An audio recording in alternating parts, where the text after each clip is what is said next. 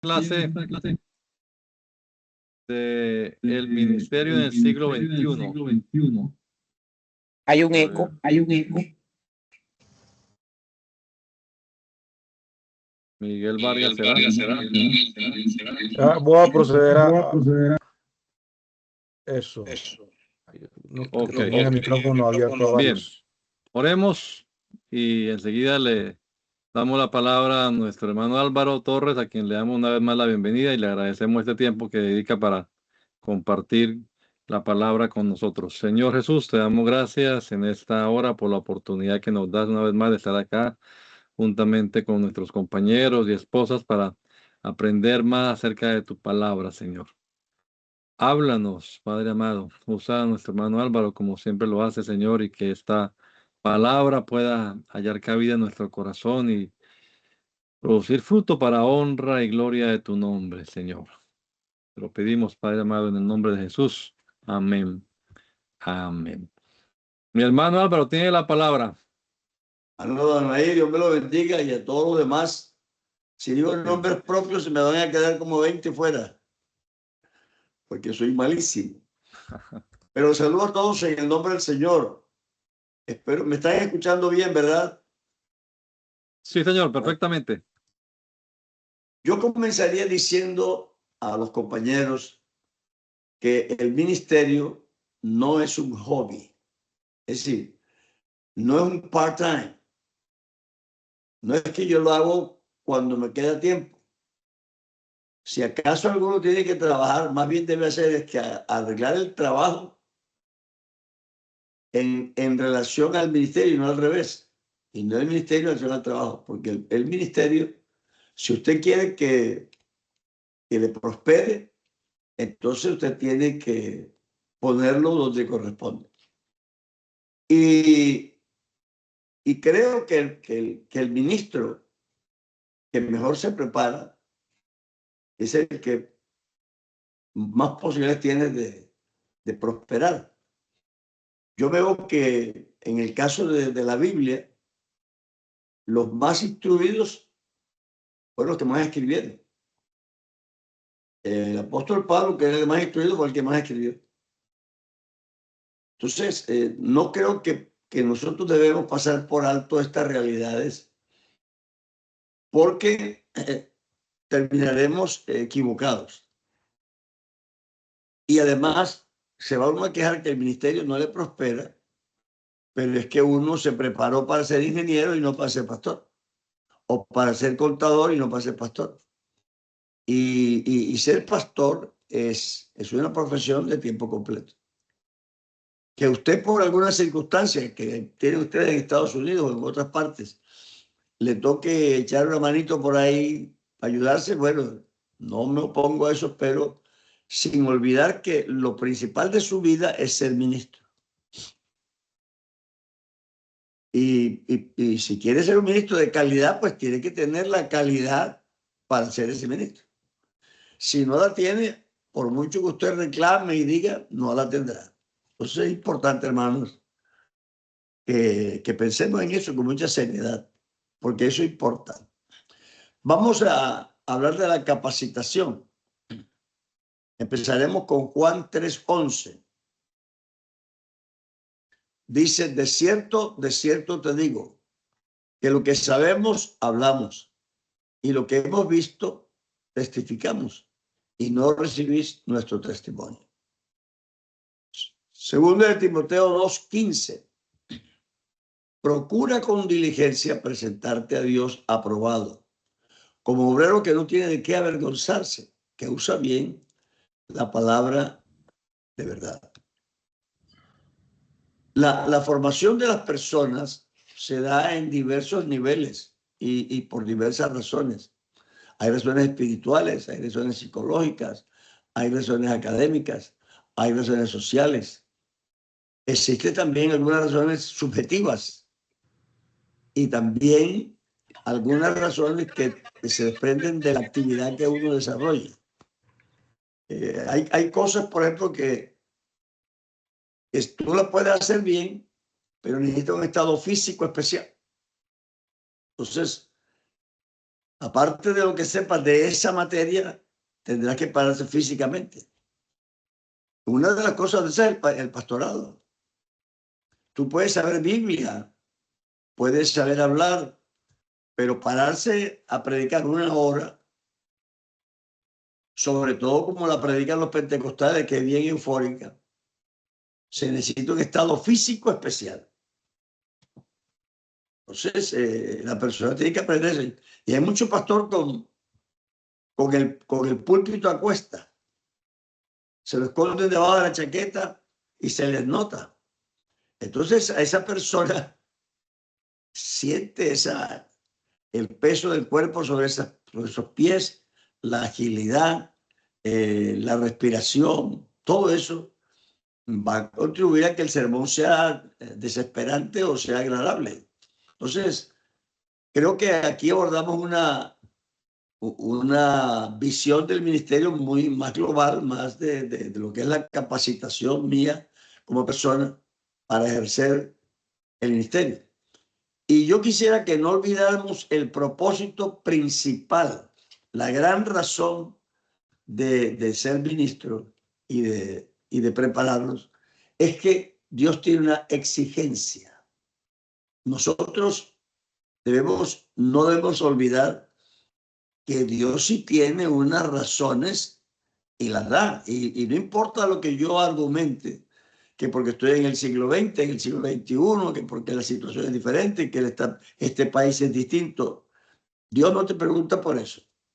Dios te dice, quiero que hagas esto y lo hagas así. Y la Biblia dice, pregúntate si puedes hacerlo, porque no sea que seas como el hombre que iba a hacer una torre y después no alcanzó para terminarla y quedó en vergüenza. Eso lo dice con respecto a servir a Dios. Así que es bueno que tú calcules si estás dispuesto a construir esa torre y si tienes con qué. La razón principal que tenemos de ser ministros y enseñar es el propósito de Dios, la exigencia de Dios. ¿Y cuál es la exigencia de Dios? Estas palabras que yo te mando hoy, tú se las enseñarás a tus hijos. Es el capítulo que nos gusta tanto de Deuteronomio 6, nos dice eso. Mira que esto que yo te mando hoy es para que tú se lo enseñes a tus hijos. Y fíjese usted que se toma el trabajo de explicarte más o menos qué es lo que le espera. Si cuando ustedes entren a la tierra que yo les doy y tu hijo te pregunte, padre, ¿por qué comemos este cordero con estas cosas amargas? ¿Por qué lo hacemos? Tú le decías que esa es nuestra costumbre, ¿no? Es que no. Tú le dirás, es que fuimos esclavos en tierra de Egipto y Jehová con mano fuerte compró. Tienes que decirle el por qué. Y si tú no sabes el por qué, mucho menos podrás decírselo a nadie. Así que lo que sabemos, hablamos. Si tú no sabes de algo, no te pongas a hablar. En el Salmo 102, el verso 18 dice, se escribirá esto para la generación venidera y el pueblo que está por nacer alabará a Jehová. Es decir, que la escritura fue escrita, la Biblia fue escrita con un propósito. El Evangelio según San Juan, Amando, dice claro. Esto se escribió para que creáis. Es decir, se escogieron, porque muchas cosas hizo el Señor que no están en este libro, pero estas se escogieron para que tú sepas, para que creas que Jesucristo es el Hijo de Dios, que para que creyendo tengas vida. Así que hay un propósito con la Biblia escrita, y es que nosotros sepamos cómo se es cristiano y cómo se salvó. Entonces, esto se escribirá para la generación venidera. Nosotros somos esa generación que allá era venidera. Somos nosotros. Yo doy gracias a Dios por los que me enseñaron, pero como esto es una cadena de compromisos, alguien me pasó a mí la posta y yo se la tengo que pasar a otro. pero tengo que prepararme, porque es que el que pasa, el fiel, agarra y sigue corriendo. Y si no está preparado, no podrá hacer su trabajo. Así que, hermano, por todos lados que lo veamos, esto es así. En uno de nuestros textos, el primero que dice, el segundo que dice que haga trazo recto de la palabra de Dios, se usa la palabra ortotomeo. Significa hacer trazo recto, explicar correctamente. Así que no es solamente explicar, porque hay gente que da muchas explicaciones, pero hay que ser correcto en lo que se explica. El ministro dedica su vida a explicar los textos sagrados a los feligreses.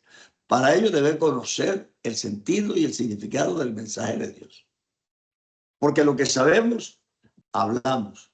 Y lo que hemos visto, testificamos. Según la Biblia, en Hechos 17, dice que hacer eso es un acto de nobleza. Se los de Berea eran más nobles, porque miraban a las escrituras a ver si esto era así. Yo quisiera que entendiéramos eso, porque es que nosotros hacemos mucho énfasis a veces en lo que hemos experimentado. Y claro que hemos experimentado cosas muy lindas y muy grandes. Pero hermanos, la Biblia no se basa en experiencia, se basa en el conocimiento de Dios, en la revelación. Por eso Dios hizo escribir su libro. Si no hubiera habido necesidad de escribirlo, no lo hubiera hecho escribir. Pero Dios lo hizo escribir porque sencillamente necesitamos saber. Fíjese que en castellano ese versículo dice procura con diligencia. En inglés dice study. Así que lo que se traduce en castellano procura, en inglés se traduce estudia. Y la razón es porque el versículo, el contexto de ese versículo es ese. Es estudiar con ahínco, con dedicación, con esfuerzo, estudiar la palabra de Dios. Procura con diligencia, study con diligencia. Presentarte a Dios aprobado. Pasaste el examen. Como obrero que no tiene que haber. ¿Y por qué no se avergüenza? Claro que ojalá que no haya caído en pecado, pero ahí no dice porque no ha caído en adulterio, porque no ha robado, no. Aquí la aprobación es porque traza bien la palabra de verdad. La calidad moral que te exigen es verdad, pero este versículo no está hablando de la calidad moral. Ese versículo está hablando de tu capacitación. Procura, study, presentarte a Dios como obrero que no tiene que haber usarse porque explica bien la palabra de verdad. Debe estudiar con un interés total. Una de las marcas principales que muestre con mayor claridad la calidad y la responsabilidad del que enseña o testifica es que sepa de qué habla. Yo creo que nosotros todos los que fuimos al colegio tenemos esa experiencia. Había profesores que se ve que se aprendían de memoria lo que iban a decir y ya. Porque apenas uno hacía una pregunta, se salían por los cerros de Úbeda. Se salían del norte de una vez. Y eso le pasa a los hermanitos que copian los PowerPoints y las presentaciones. Ellos se las copian y se las aprenden. Pero cuando alguien los cuestiona, ahí llegó el problema. Porque ellos no lo han vivido, porque no lo saben, porque no lo han experimentado, porque no lo han practicado. Entonces, es necesario que el que habla sepa de qué está hablando. Y si no sabes de eso, mejor no hables de eso. No te pongas a que mándame un sermoncito sobre tal cosa, porque tú vas a repetir algo que tú no sabes. Así que es importante que tú sepas. No se trata de que uno nunca reciba nada de nadie, porque eso no es verdad. Todo el mundo ha recibido algo de alguien. Pero es que esa práctica que se ha popularizado, lo que populariza es una vida sin responsabilidad, sin dedicación. Quiero hacer lo que ya me dan masticado y ya. Y entonces lo repito y medio lo acomodo porque se ve bonito. Y claro, de pronto es hasta verdad, pero tú no respondes por eso porque no sabes. Aquí lo importante es que yo sepa. Por eso tú encuentras profesionales que son muy buenos y profesionales que nunca lleguen a nada.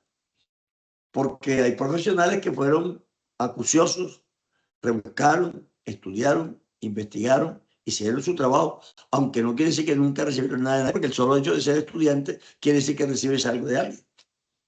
Pero hay otros que fueron a copiarse, a meterse en el grupo y el grupo trabajaba y ellos no trabajaron para nada. Y cuando dieron el título, ellos creyeron que ya sabían. Pero no. Entonces, dicen, no, es que él es doctor, tal cosa, pero no sabe nada. Así que el problema no es el título, el problema es que tú te construyas ese título con responsabilidad. Tú eres un pastor, ok. Tú eres un predicador, tú eres un orador que vive de eso. Que te paras el domingo, dices a enseñar y explicar a la gente cómo vive. Tú tienes que saber de eso. Porque si no sabes de eso, ¿qué vas a decir? Para eso Dios te dejó ese libro, pero tienes que estudiarlo. No es solo leerlo. Así que el que habla o testifica debe saber de qué dice y que lo que dice es la verdad. Todo el mundo, si quiere enseñar, tiene que aprender, investigando en todas las fuentes posibles. Así que necesitamos, en primera instancia, saber de qué voy a hablar. Porque cuando Jesucristo enseñaba, lo que lo hizo famoso al principio es que hablaba como quien sabe de qué está hablando. Dice, él habla como quien tiene autoridad. Es decir, este hombre sabe de qué habla. Y la primera imagen que tenemos de Cristo en su vida pública es sentado con unos doctores de la ley, explicándoles la ley. Sabía de qué estaba hablando. Sabía a qué se refería la escritura. Y hermanos, nosotros si queremos ser pastores con responsabilidad y con honor, esto no tiene vueltas. Usted o estudia o estudia. Esto que estamos haciendo ahora contribuye a eso, a que analicemos las cosas, ¿verdad? Hagamos una buena digestión y las incorporemos a nuestro sistema. Y entonces, pero no para repetir solamente, sino para que nosotros, esto nos incentive a meditar, a pensar, a ampliar, a saber, a investigar. El hombre que tiene esa inquietud siempre va a crecer. Compra la verdad y no la venda. Búscala como tesoro. Entonces hay que buscarla, hay que rebuscarla. Los tesoros que tiene la tierra normalmente no están a flor de piel, están profundos. Hay que buscarlos. Así que enseño lo que practico primero. Aparte de lo que sé, yo también enseño lo que practico. Vea, hermano, usted le pagan de los diezmos. Pregúntese si usted paga diezmos. No me tiene que responder, eso es una cosa que cada quien debe pensar. O si los paga porque lo tienen visto. Saben que usted trabaja y saben que gana y entonces si no diera diezmo pues quedaría mal. Ese no es el punto. El diezmo no es una cuota que yo pago. El diezmo no es una cuota. El diezmo es un acto de adoración en el que yo reconozco que todo es tuyo y de lo tuyo te damos. Es decir, es un reconocimiento a Dios como soberano y dueño de todo. Y eso debo entenderlo, de verdad creerlo. Porque si no, es solo una práctica. Y la práctica no es importante. Lo que es importante es lo que tú piensas detrás. No es que esto fue una práctica que me gané por fuera. Bueno, ¿y qué? No vas a pagar. Y por eso no vas a dar bien. Es importante, hermano, que nosotros enseñemos lo que practicamos. Voy a enseñar de familia. Voy a enseñar de cómo se lleva un hogar. Y el mío va mal. En el mío hay gritos, hay manoteos. Mis hijos viven como quieren, hacen lo que quieren. en mi casa no hay un orden, no hay un respeto, entonces, ¿qué voy a enseñar yo sobre familia? Esto no es que solamente que tú sepas coger un libro de psicología familiar y armarte una charla. No, es que, ¿cómo está tu casa? El Señor dice, el que no sabe gobernar su propio hogar, ¿cómo cuidará de la iglesia de Dios? ¿Y con qué autoridad moral le digo yo a otro que maneje bien su familia cuando la mía va mal? Es importante que yo entienda eso. Enseño lo que estudio, enseño lo que yo practico. Si llegas tarde al culto, si pones primero a Dios, si crías bien tu familia, si haces tu responsabilidad con el entendimiento que la Biblia te explica. Porque si no, como nuestro contexto no es la enseñanza secular, sino la espiritual, basada en las Sagradas Escrituras, no es necesario saber por qué no hacemos nuestra voluntad, sino la voluntad del que me envió. Nosotros tenemos que entender eso. Tú no enseñas porque a ti te gusta ese tema. Tú no enseñas porque te gustaría ver una iglesia así, porque la iglesia no es para que tú estés complacido. Es que a mí me gusta una iglesia así, activa. No, es que no es para que te guste a ti. Tú tendrás tu gusto, pero me gusta lo que dijo Juan. Esta novia es para él porque él es el novio. Él es el esposo. Yo estoy ayudando a peinarla, a limpiarle los zapatos, a brillarle las uñas, pero la novia es para él. No es para ti. Es decir, hay pastores que yo los he escuchado. Es que a mí me gusta una iglesia así y que te digo que es para que te guste a ti. Eso es una arrogancia nuestra. No tenemos iglesia. Nosotros somos pastores. El pastor no tiene, sino que cuida. El pastor cuida el rebaño, lo alimenta, lo protege, lo defiende. Pero el dueño de las ovejas es el Señor.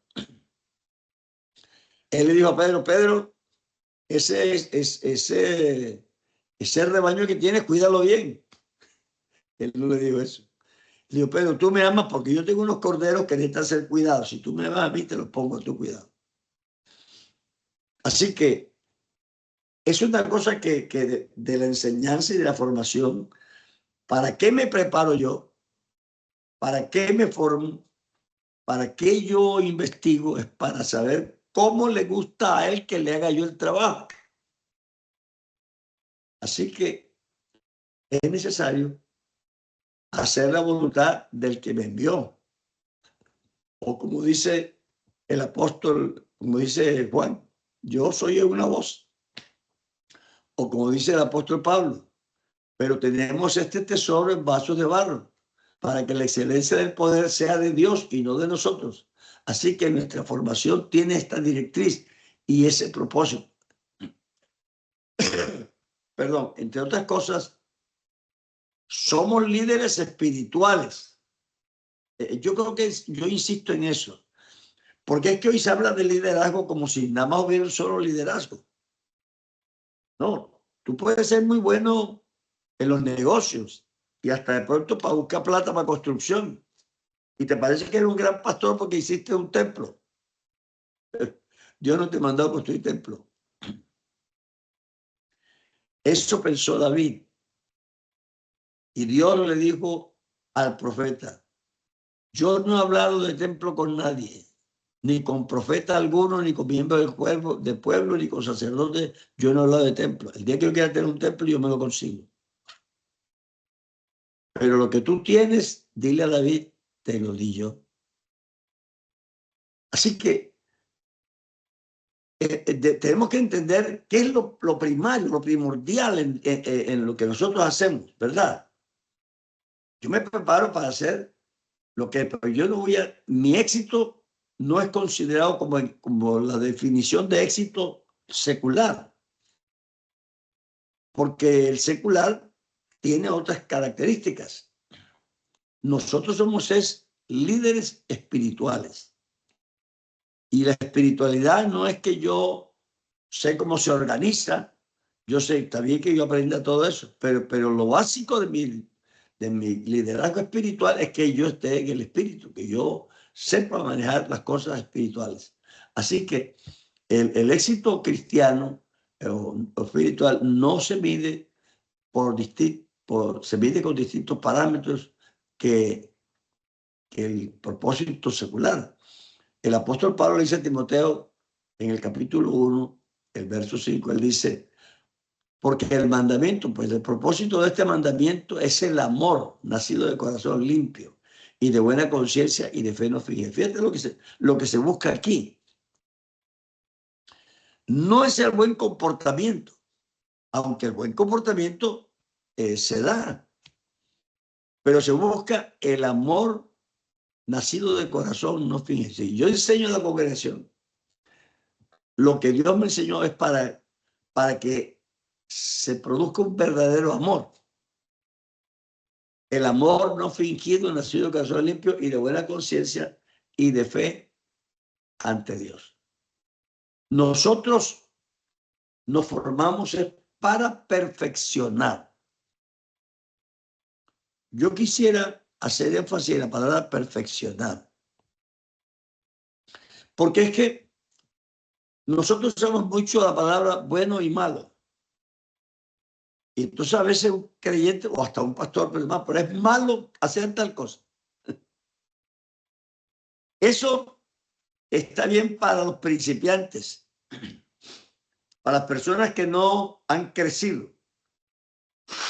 Porque la diferencia entre bien y mal apenas es el primer peldaño. Yo voy en una escalera así.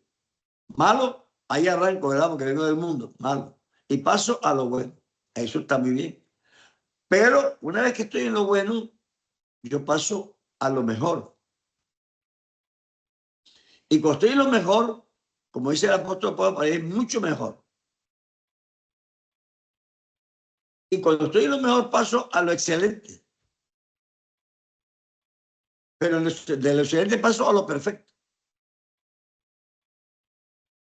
Así que no es cuestión de hacer lo bueno o lo malo. Es que el que busca la perfección, aunque hay cosas que no son malas, no las hace. Porque él se está perfeccionando. Entonces dice que dejemos todo peso y el pecado, si que no solo el pecado, sino todo peso. Y el pecado que nos hace. Entonces es importante que entendamos eso, es decir, que nosotros estamos aquí para perfeccionar a los santos. No para decir esto es bueno, esto es malo. Eso seguramente que lo hacemos cuando empiezan.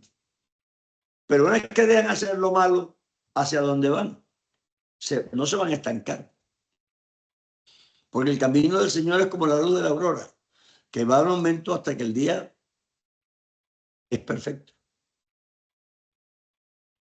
Nosotros no estamos buscando ser mejores, ni mucho mejores, ni excelentes. Estamos yendo hacia la perfección. El que está en el camino de la perfección, ese me honrará. Así que los que entran en el camino deben entender que están en el camino de la perfección. Porque saben honrar a Dios y que cantando coros nuevos y bonitos, que serán bonitos. Pero Dios está buscando que tú entres en el camino de la perfección.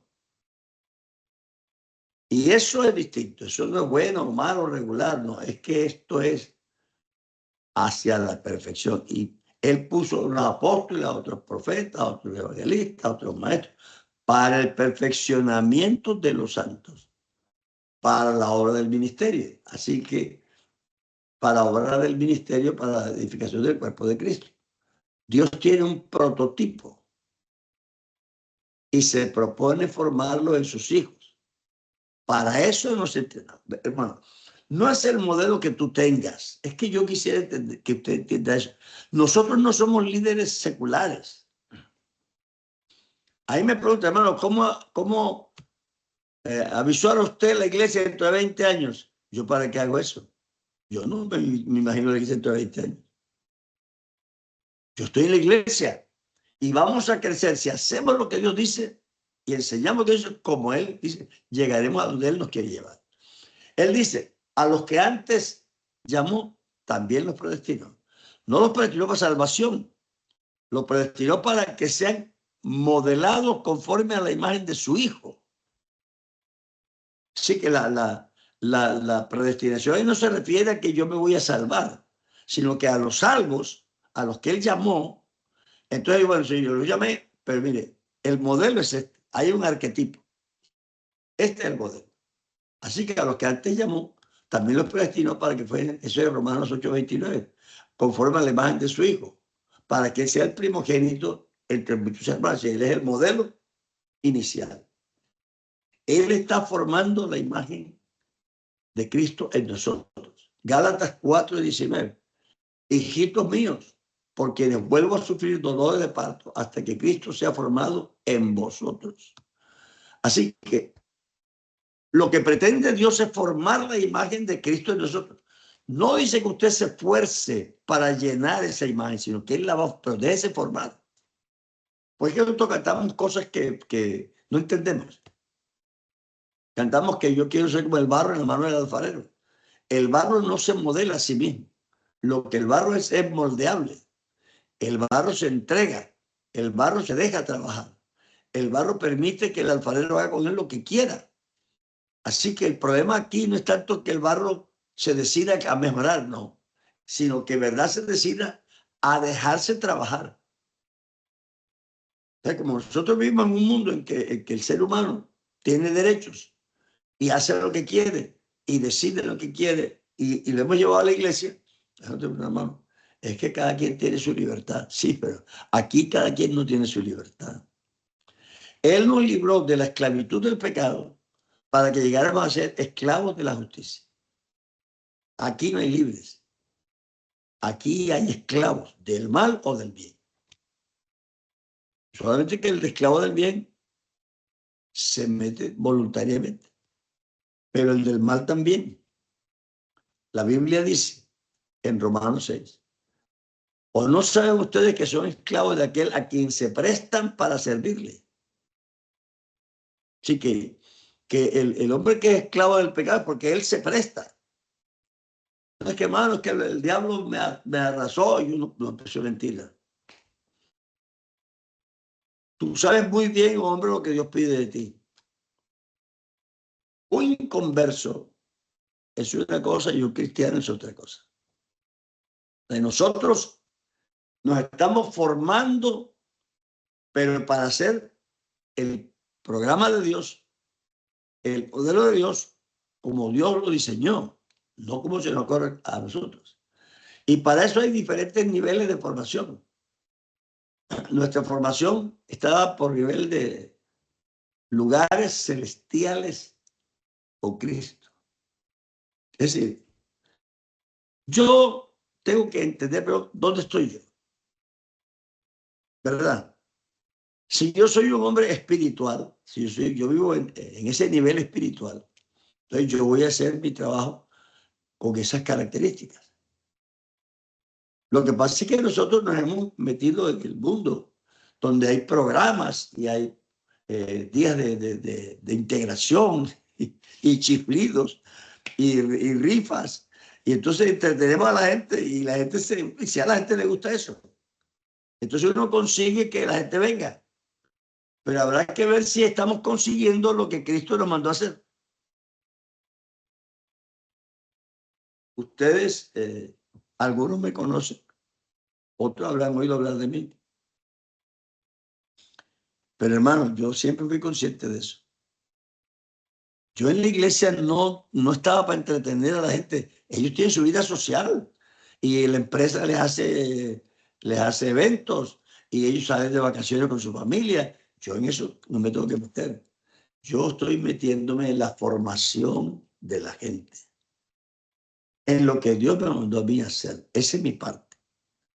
Hasta les enseño cómo tienen que comportarse cuando la empresa los lleve allá. Pero yo no lo llevo. Eso es una vida social de cada quien. Claro que la iglesia hace sus programas y que quién va a decir que son malos, no. Pero pero estamos entreteniendo. Entonces estamos siguiendo lo del psicólogo. El psicólogo dice, repita conmigo esta palabra, dígale al vecino. Esos son trucos psicológicos. Y no es que sean malos, pero eso no consigue lo que nosotros nos mandaron a hacer. Porque nosotros tenemos verdades y una capacidad espiritual para hacer las cosas. Así que estamos en lugares celestiales con Cristo, ¿verdad? Y lo primero que tenemos que aclarar es que, ¿qué es ser espiritual? Yo no voy a decir nada en contra de la oración, porque ¿quién va a hablar en contra de la oración? Si es que todos oramos, ¿verdad? Pero fíjense que la Biblia dice que usted puede corromper la oración. Y dice, el que aparta su oído para no oír la ley, aún su oración es abominable. Entonces aquí pone el escuchar la palabra por encima de orar. Así lo dice en los proverbios, ¿cierto? El que quita su oído para no escuchar la ley, aún su oración es abominable. Y también dice, no hagan ustedes oraciones, largas oraciones para ser oídos. Tú te has dado cuenta que tú pidas a alguien que dirija una oración y él cambia el tono, cambia el volumen, cambia las palabras, él ya no es persona. Hermano, Dios eterno, y él hace una cosa grandilocuente. Él está orando para ser oído. Y cita Biblia. Pero habrá que ver si él realmente cree lo que está diciendo. Entonces, no podemos jugar a esto. Esto es una realidad. Yo no digo que cambies tu manera de orar, tú puedes orar como quieras. Pero tienes que asegurarte que lo que tú haces es genuino, básicamente. Porque tampoco vamos a hacer ahora que todos tenemos que orar igual, ¿no? Cada quien tendrá su manera de expresarse. Pero el punto es que tenemos que ser genuinos en lo que hacemos. Y no usar la oración como un elemento religioso. El espiritual es la persona que se ha mudado a esa dimensión, donde las cosas se ven desde el punto de vista de Dios. La Biblia nos enseña que nosotros, dependiendo del nivel en que estemos, así vemos las cosas. El hombre natural no percibe las cosas que son de Dios. No dice el hombre pecador, porque es que lo malo es que nosotros queremos decir, natural es pecador, no. El hombre natural, el hermano Álvaro, como humano, no percibe las cosas que son de Dios. ¿Por qué? Eso es otra dimensión. Yo lo percibo porque también yo me convertí y subí a lugares celestiales con Cristo. Entonces no estoy en ese nivel, pero mi yo Álvaro tiene una forma de ver las cosas. Puede ser que yo ahora estuviera acostado, yo estoy retirado, estoy jubilado. No, hermano Adonai, ponga otro a enseñar, yo estoy retirado, ¿verdad? Pero ese es el hombre natural. Y eso no es que sea malvado, ¿verdad? Ni pecaminoso, sino que es el natural. Si uno lo pide, hasta tiene razón. Pero el hombre espiritual tiene otra dimensión de ver. No se trata de las prácticas, sino que él tiene una cosmovisión distinta. Él ve el mundo de otra manera. Mi éxito no está en que yo consiga un trabajo y que haga un sueldo alto. En el mundo eso está bien, eso, pues el que lo pueda tener lo tiene y ya, se gana un sueldo. Pero el hombre espiritual tiene otra dimensión. Hasta el mundo. Dice que había un hombre tan pobre que solo tenía dinero. Eso lo dice el mundo, eso no lo decimos los evangélicos. Porque el mundo sabe que tener dinero no es ser rico, eso es tener plata. Pero nosotros tenemos una riqueza que no es dinero. Que no tenemos una casa grandota. Bueno, tengo una para vivir y dormir y ya. Y vivo satisfecho. Pero el que piensa que eso es que él no ha conseguido el éxito, ya se cayó, ya llegó al nivel natural. Porque él tiene razón naturalmente. Si no es que no tenga. Por eso es que nos cuesta rechazarlo. Porque eso, desde el punto de vista natural, es verdad. Es verdad que yo si me como un muslo de pollo, es mejor que una arepa de pura harina. ¿Verdad? Pero dice la Biblia, dulce es el sueño del trabajador. Coma poco, coma mucho. Estamos satisfechos con lo que tenemos. Pablo dice, todo lo puedo en Cristo que me fortalece. ¿A qué se refiere? Se refiere a que sé vivir con poco y sé vivir en abundancia. El que solo sabe vivir en abundancia es supernatural. Claro que la abundancia es bonita. ¿Quién lo va a discutir? Nadie, yo tampoco lo discuto, ¿verdad? Eso no se trata de que sea mentira o sea verdad, es la valoración que yo hago de eso. Un billete de $100, un billete de $100. ¿Y quién va a negar eso? Porque eso podemos comprar cositas. Ahora, el valor que yo hago, la valoración que yo doy a ese billete es otra cosa. Porque mi fortaleza, mi fuerza, mi futuro, mi seguridad no está en el billete de 100. Está en Dios. Pero de verdad, no es solamente de palabras. Debe ser de verdad. Porque si es de verdad, no tengo problema. Habrá muchos billetes de 100. Así que la vida espiritual consiste en tener una cosmovisión diferente. En la vida espiritual se dan acciones espirituales, pero la vida espiritual no es una acción. Es una posición, es una situación. Yo, como si Jesús me diga, sube acá. Vea, yo pienso mucho en el caso de Isaías. Yo creo que Isaías estuvo muchas veces ahí en ese lugar, ¿verdad? En el templo, muchas veces. Pero en el año que murió el rey Usías, como otras veces él fue, pero ese día él fue de una forma diferente. Ese día vi yo al Señor, alto y sublime. Y yo le invito, hermano, compañero, un día vaya, enciérrese y vea usted al Señor como Él es alto y sublime. Y verá cómo la vida le va a cambiar. Porque es que no es que estemos pecando, estamos perdiendo. Porque de verdad hemos creído que el mundo del siglo XXI es así. Y bueno, en el caso de ustedes que en Estados Unidos la vida es así, hermano. El dólar es que hay que buscarlo. Bueno, métete en eso. Pero Dios no es americano ni colombiano. Dios es Dios y siempre será Dios. No importa dónde estemos y no importa las circunstancias. Así que la debilidad del mundo de las acciones es que se pueden fabricar. Yo puedo fabricar una acción y estoy en el púlpito y a veces lo hemos dicho, que dé gracias que estaba en el púlpito o que estaba en la iglesia, porque lo que me dijo me dio una cosita por dentro. Que si no hubiéramos estado en el culto, le doy, le pongo, lo mechoneo. Bueno, ese es el problema, ¿verdad? Las acciones se pueden fabricar. Y eso hace que las acciones estén muy débiles. Porque tú te portas bien y yo digo, no, es que es una gran persona, pero no eres una gran persona porque te portes bien. Estás muy entrenado a actuar así.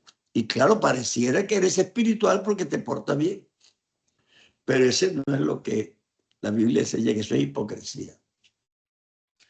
La Biblia dice, tendrán apariencia de piedad, pero negarán la eficacia de ella. A esto se evita. Hay gente que tiene apariencia de piedad, Pero cuando uno los investiga y sepa, este no es lo que es. Así que es importante que entendamos eso. En el caso de Amasías, el rey Amasías dice que hizo lo recto, pero no de perfecto corazón. Fíjate tú la diferencia sutil que se está haciendo aquí entre una cosa y la otra. Hizo lo recto delante de Jehová, pero no de perfecto corazón. Así que el espiritual tiene la característica de juzgar espiritualmente según la mentalidad de Dios. Entonces, este hombre hizo las cosas aparentemente bien. La Biblia dice, no os conforméis a este siglo. Claro que uno siempre cree que conformarte a este siglo es para hacer cosas malas. Entonces, perdemos el sentido del versículo. Ananías y Zafira se adaptaron, se conformaron a lo bueno, pero no de perfecto corazón. Y aquí está el problema.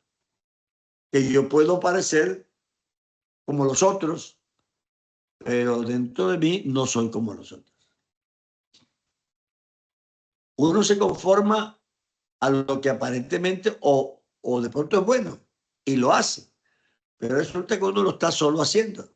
No lo cree, no lo vive, no lo interioriza. Entonces uno no es así, pero uno sí se comporta así.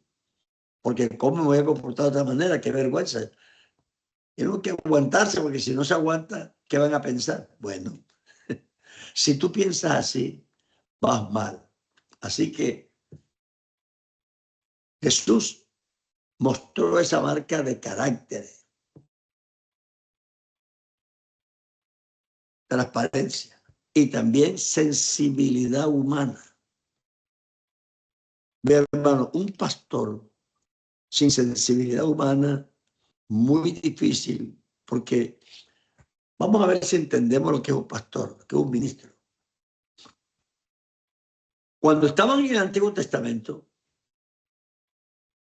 el hombre dijo, los que estén por Jehová, pónganse aquí, saquen la espada y maten a los otros.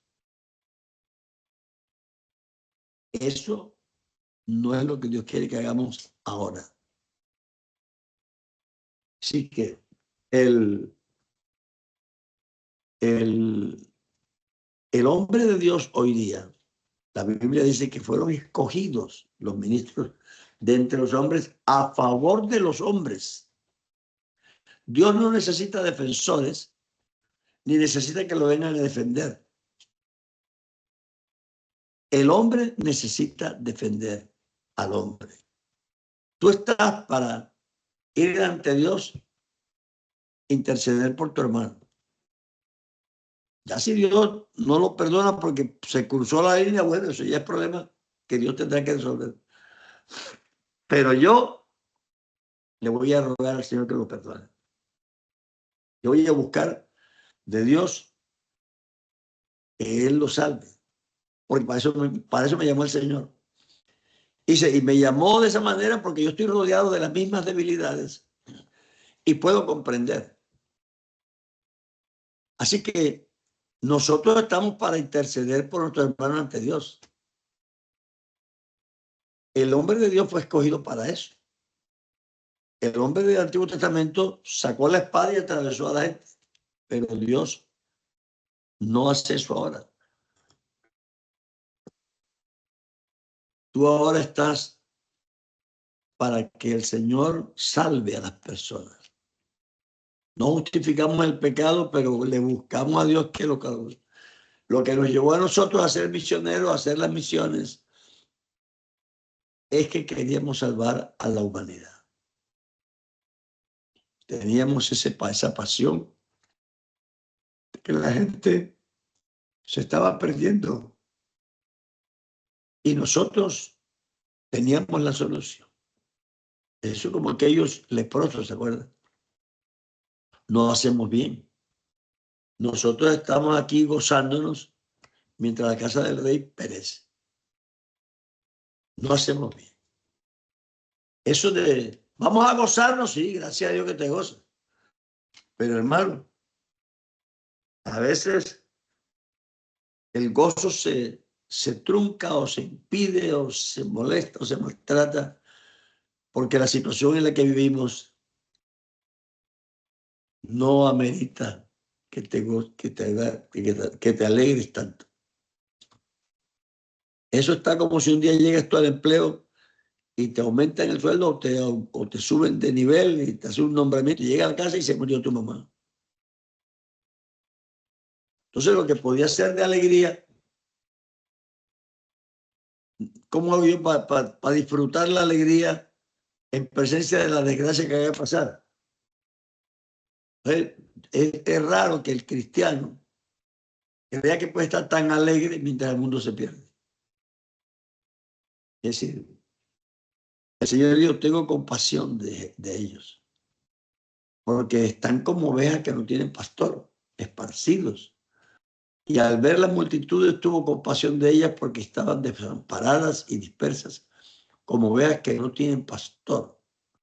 Así que es importante, hermanos, que nuestra compasión aflore.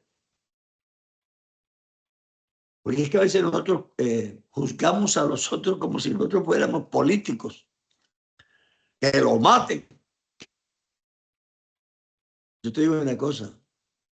A un pastor tiene que doler de todos los muertos que hay en Colombia, no importa el color político. ¿Por qué? Porque no es cuestión política. Es que el que se murió sin salvación se fue al infierno. Y a ti no te importa.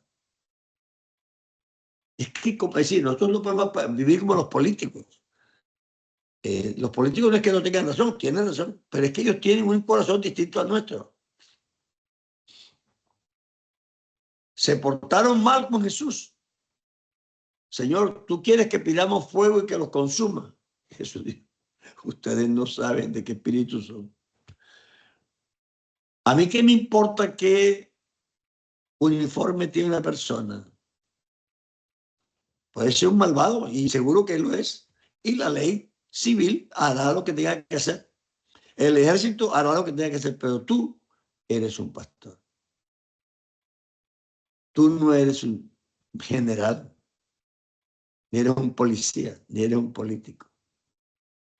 Nosotros somos gente que ojalá pudiéramos salvar a tiro fijo, pero se fue al infierno. ¿Que era malvado? Claro que lo era.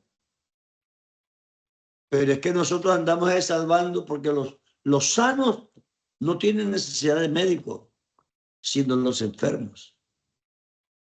El Señor no vino a buscar justos, sino pecadores. Nosotros seguramente que vemos la maldad que hacen, pero la labor que Dios nos mandó a hacer a nosotros es salvar a la gente. Ahí hay un muchacho que usa droga y atraca y tú lo vas a eliminar. No le vas a predicar. Si lo que testificamos es que muchos que eran drogadictos y ladrones. Es que me contaba un pastor en estos días, me fue a buscar para yo predicar allá en Colombia.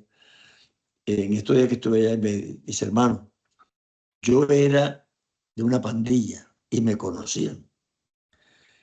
Y yo me enfrenté con el pastor una vez y yo lo atraqué.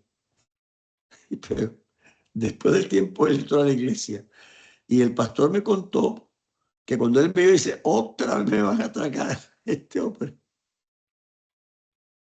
Pero resulta que esa noche Dios lo tocó.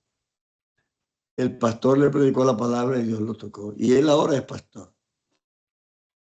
Bueno, se merecía hasta estar en la cárcel, pero hermano, es que nosotros no somos policías ni jueces para meter en la cárcel. Eso es que lo haga. La sociedad civil tiene que hacerlo. Eso tiene sus normas. Pero es que tú eres el pastor. Fíjate que Si un delincuente se mete allá en la iglesia a refugiarse, si tú no das permiso, no lo pueden tocar. Porque suponen que tú eres la persona que estás protegiendo al desvalido, al malvado. Tú estás buscando salvarlo de alguna manera. Esa es nuestra función. A Jesús lo criticaron por eso. Decía, si él fuera hijo de Dios, él sabría que esa mujer es mala. Imagínate que andes con los pecadores, con los cobradores de impuestos, los que le roban al pueblo. Pero bueno, ahí tenemos el libro de Mateo y aunque cobraba impuestos y robaba, Dios lo salvó. Esa es nuestra posición, hermanos. Nosotros buscamos la escoria del mundo y le mostramos al mundo hechos de honra para Dios. Créame, hemos visto muchos que estaban degenerados y perdidos, pero nosotros andamos salvando a ellos. Así que nosotros nos estamos formando con ese propósito. No dejemos que un político nos meta en lo suyo. No es que lo de él sea malo. Él tiene su función en la vida. Él anda haciendo eso, pero nosotros andamos en otra cosa. Nosotros andamos salvando gente. Esa es nuestra función. En el cuerpo hay una cantidad de seres viviendo ahí, ¿verdad? Y hay los glóbulos blancos que salen a pelear por nosotros. Y las defensas, bueno, esa es su función. Pero hay otros que no tienen esa función. Y no defienden nada. ¿Por qué? Porque ellos no tienen esa función. Sí, no es que los glóbulos blancos sean malos, pero ellos tienen otra función. Nosotros somos un regalo a la humanidad, tratando de salvar a los que se pierden. Es una visión espiritual de la vida, es una dimensión en la que vivimos que el mundo de pronto no entienda y que de pronto no es que no entiendan, sino que desde su punto de vista es lógica. Pero nosotros no vivimos ahí. Nosotros vivimos en otra dimensión. Hay una área académica en la que tenemos que formarnos. Y a nosotros, yo no sé, pero lo digo porque yo también soy viejo. Yo tengo ya 81. Y a veces el problema es con los mayores. Que los mayores a veces se les mete el cuento de que, ¿qué tanta letra? Y que, bueno, hermano viejito, conmigo calmémonos. Que eso no es así. Hay que estudiar, hay que aprender. ¿Por qué? Porque la Biblia no está escrita en letras que yo no entienda. Tengo que entenderlas. Si no, no me voy a enterar lo que dice ahí. Y si no me entero, ¿cómo hago para enseñárselo a otro? Entonces, yo sí comprendo porque también soy mayor. A esta edad uno puede a veces aprender es como difícil. Pero mientras estemos en esta tarea, hay que hacerlo. De pronto no podemos ser ya unas lumbreras académicas, pero podemos aprender lo suficiente para hacer el trabajo que Dios quiere que hagamos.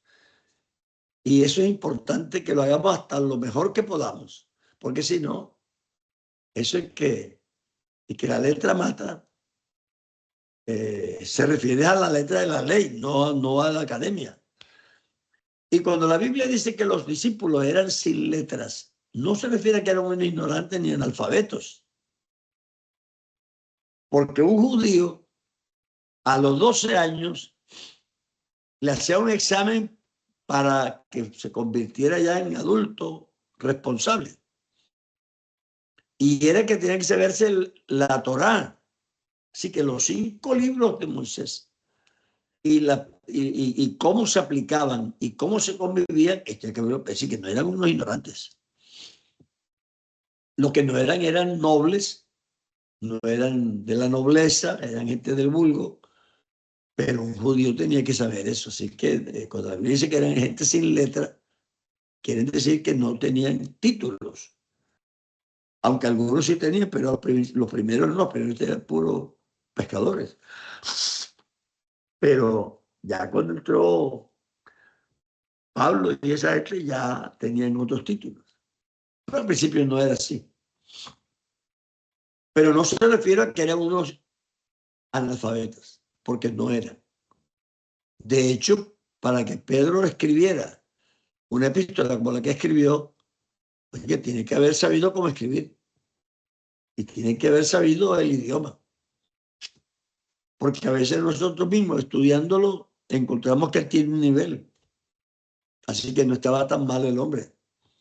Lo que no eran era profesionales, no son ignorantes, sino que ellos habían sido formados como hombres del pueblo judío, en el que eran enseñados por un rabino la ley. Y eso quiere decir que tenían conocimiento legal, conocimiento de sociedad, conocimiento de qué se podía hacer y qué no se podía hacer, porque la ley, si ustedes la han leído, es bien rigurosa. Hasta qué se comía, qué no se comía, qué animales, cómo se castigaba el que lo hacía por maldad, cómo se castigaba el que tenía enemistad, cómo se... Es decir, era un curso de ley. Así que no eran tan ignorantes. El hombre de Dios debe conocer profundamente las Sagradas Escrituras y saber leer no es saber descifrar los grafemas, sino tener capacidad de comprensión de la lectura. Vean, hermano. El problema de la comprensión de lectura es bien serio, porque a veces la persona dice, la Biblia dice, pero la Biblia no dice, sino que él entiende eso. Y él cree que lo que él entiende es lo que la Biblia dice. Yo estaba en Barranquilla, central de pastor, y terminé la escuela dominical, y al poquito rato llegó un hermano, pero se veía, venía agitado, corriendo. Cogió un bus, imagínense, salió de la escuela dominical de la iglesia donde él asistía, y se había que coger 2 buses, y llegó a la mía, sí, pero terminó la escuela dominical y se vino para acá. Y me dice, hermano, necesito hablar con usted. Ya, cuénteme. ¿Se imagínense que nuestro pastor acaba de predicar esta mañana que el Señor dice que nos fue a preparar lugares celestiales? Y yo le dije, ¿y cómo es? No, Jesucristo dijo, si así fuera yo lo hubiera dicho. Es decir, que él no había entendido lo que el verso decía. El verso decía exactamente lo que su pastor predicó bien, pero él entendió que Cristo dijo, yo preparé el lugar, pero así no es. Si así fuera, yo lo diría. Entonces, fíjate cómo hace que uno, sin maldad, porque ese hermano no es que tuviera maldad ni nada contra su pastor, sino que estaba aterrado pensando que su pastor estaba enseñando cosas malas. ¿Cómo? Eso no es así. Me tocó a mí sentarme con él un buen rato para ayudarle a entender, porque él no quería aceptar eso, porque lo entendía mal. Entonces, por eso es que cuando se acercó Felipe, dijo, ¿entienden lo que lees? No, Dios, tú puedes repetir eso. Vea, escuchen esta palabra que yo les voy a decir. Batracomiomaquia. Batracomiomaquia. Es una palabra en castellano. Y estoy seguro que si ustedes me escuchan con cuidado, pueden repetir. Trate de repetirla a ver si puede. Batracomiomaquia. Batracomiomaquia. La batracomiomaquia. Podemos, porque en castellano puede leer la palabra, pero no saber lo que significa. Y el hecho de que la pueda leer no quiere decir que sabe lo que significa. Entonces, leer los grafomas, es decir, las palabras escritas, no es suficiente. Y repetirlas tampoco. Yo puedo aprender un versículo de memoria. Pero eso no quiere decir que sea lo que significa. Quiere decir que me lo puedo aprender. Pero puede ser que no lo entienda. Entonces, hay palabras.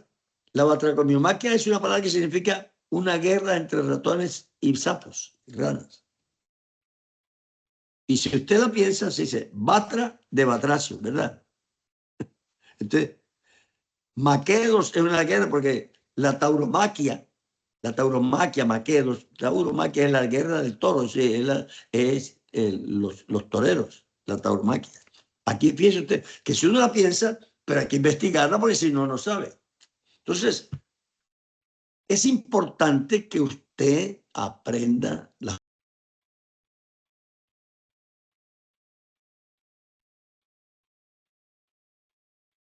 Se le apagó el micrófono. El micrófono, hermano Álvaro.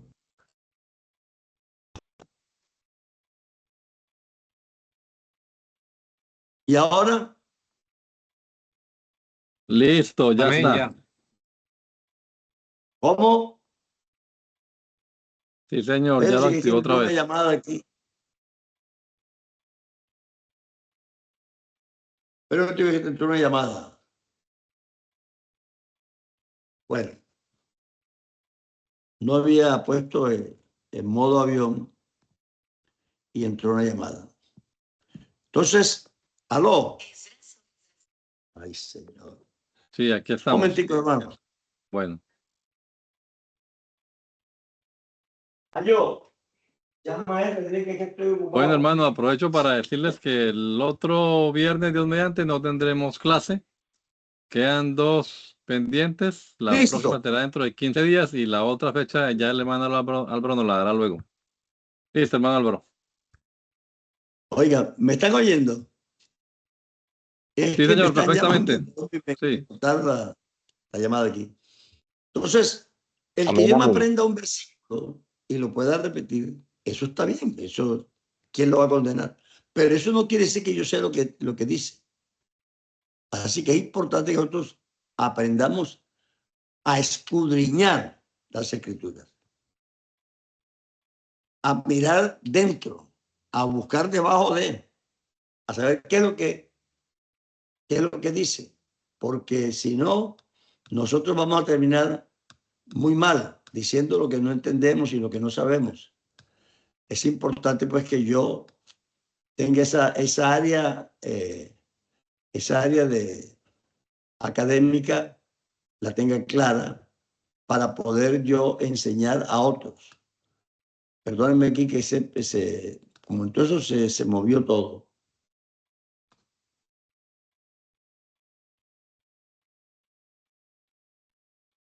Así que creo que es importante, hermano, que nosotros nos preocupemos por eso. Es decir, si somos ministros para formar y somos ministros para enseñar las escrituras, es necesario que entendamos que la escritura hay que estudiarla. Y hermano, no es 5 minutos. Usted no puede descubrir la verdad de Dios en 5 minutos. Es necesario que le saquemos tiempo. Ahora, cuando usted lee la escritura, usted tiene que ubicarse en el tiempo histórico en la que lo lee. Escucha esta escritura. ¿Por qué diría Jesús, la noche viene cuando nadie puede trabajar?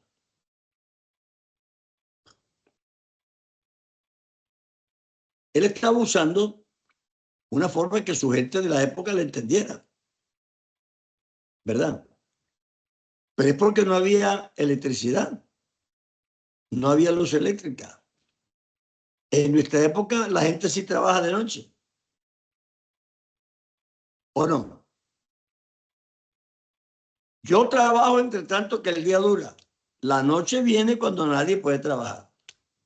Yo tengo que ubicarme que él no está usando eso como una verdad, sino como una forma coyuntural para explicarme que en su época la gente no trabajaba, pero hay que aprovechar el tiempo de todos modos. Hay que aprovechar el tiempo. Eso es lo que pretende decir Cristo ahí. La noche viene cuando nadie puede trabajar, pero en nuestra época todo el mundo trabaja de noche y no pasa nada. Pero en la época de Jesús no había luz eléctrica. Así que él dice también, Pedro, ¿quién paga los impuestos? ¿Los nacionales o los extranjeros? ¿Y qué dijo Pedro? Los extranjeros. Pero hermano, hoy día no se la perdonan a nadie. En esa época, el tributo o el impuesto lo pagaba el extranjero. El tipo de tributo que estaban hablando. El nacional no pagaba eso.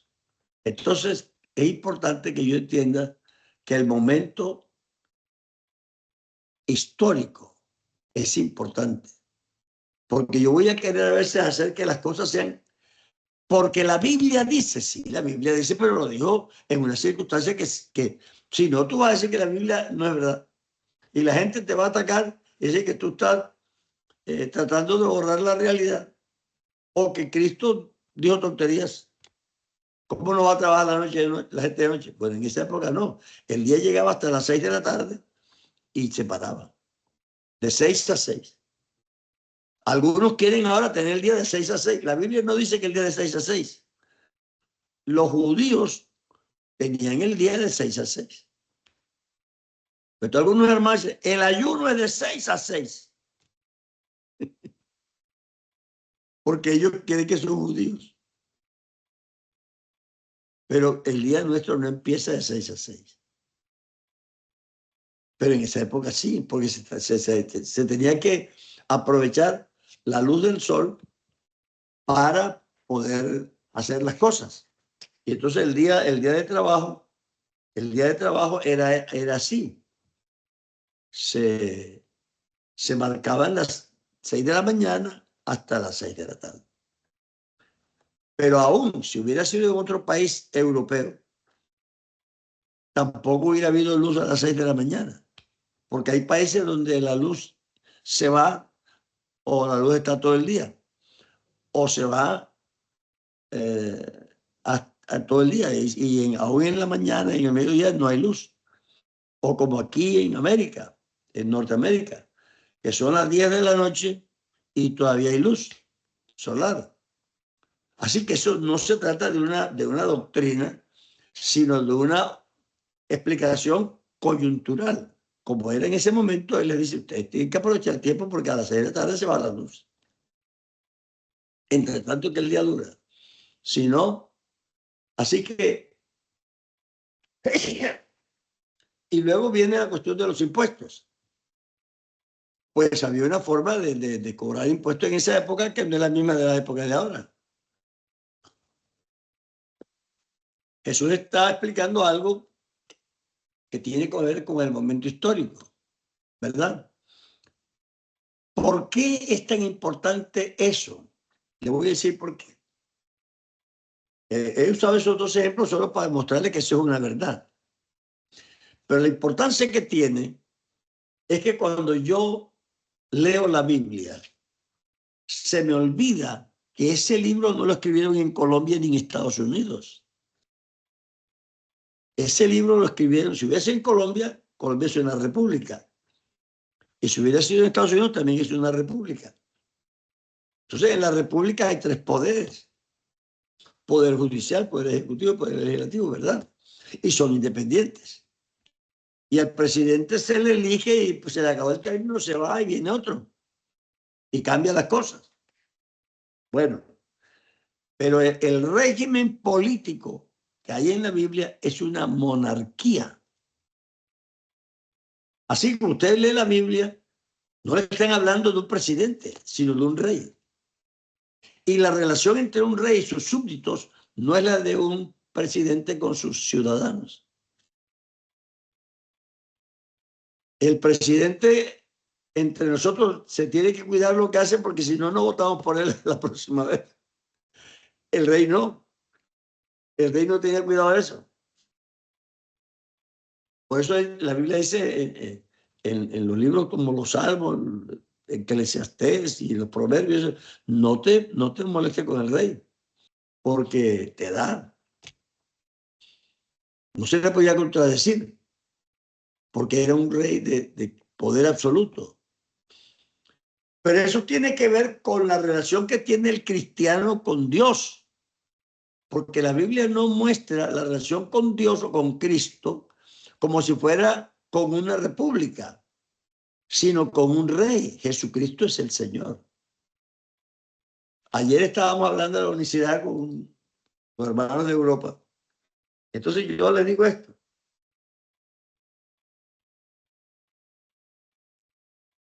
Los escritores de la Biblia, del Nuevo Testamento, escribieron el Nuevo Testamento en griego.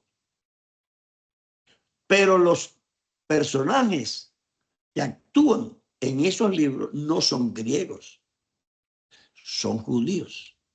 Así que lo que él me está diciendo en griego, los personajes no están diciendo en griego, sino en hebreo. Así que el día que Jesucristo se presentó en esa casa después de la resurrección y estaba Tomás ahí, Tomás no le dijo curios y teos, no le dijo así porque él no hablaba. Era una conversación interna entre personas que todos hablaban hebreo. Él lo tuvo que decir en hebreo. Así que dijo Adonai. Adonai Elohim. Y eso habla mucho de la unicidad. Así que no fue dicho en griego, sino en hebreo.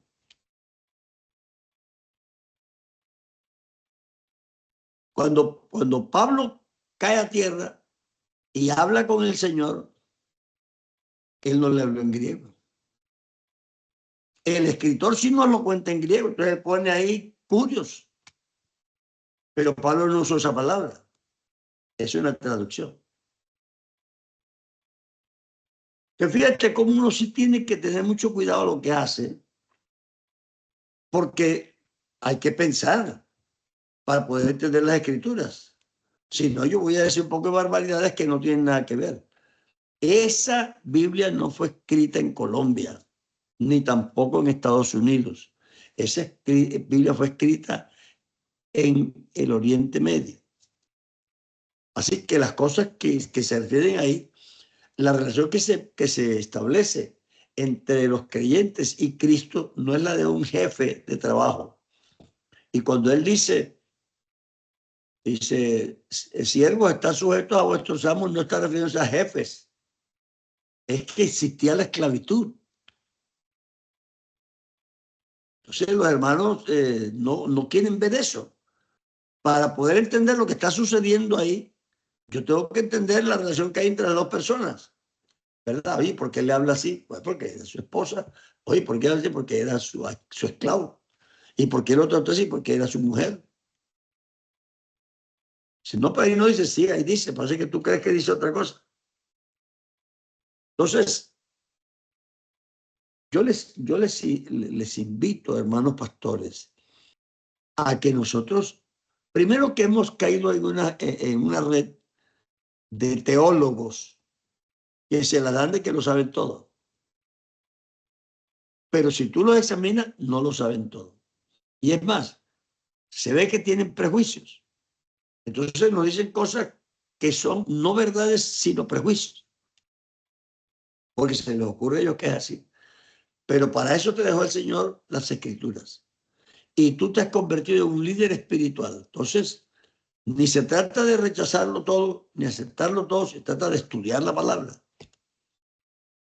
Estudiar la palabra, formarte, darte una formación suficiente para tú no depender de todo lo que la gente diga solo porque sí, sino que tú puedas enseñar correctamente. Muchas expresiones mal comprendidas han dado pie a posiciones doctrinales erróneas. Entonces, eso no puede ser que nosotros, porque una cosa no la entendamos, salgamos con una doctrina extraña.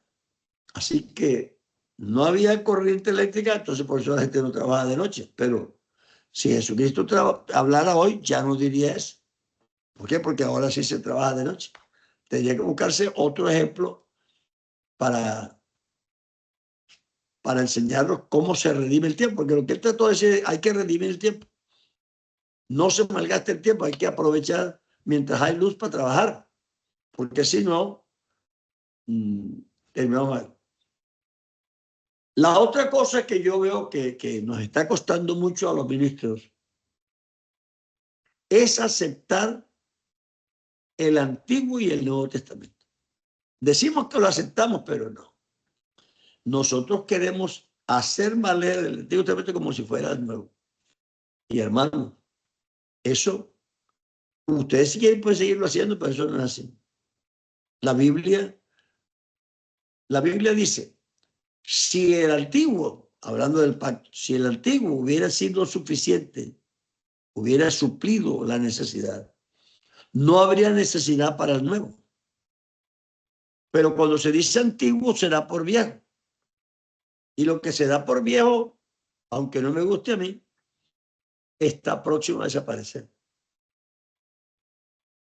Entonces, yo insisto en que la Biblia dice, sí, pero está en el Antiguo Testamento. Entonces, lo dice en un contexto para poderlo yo entender.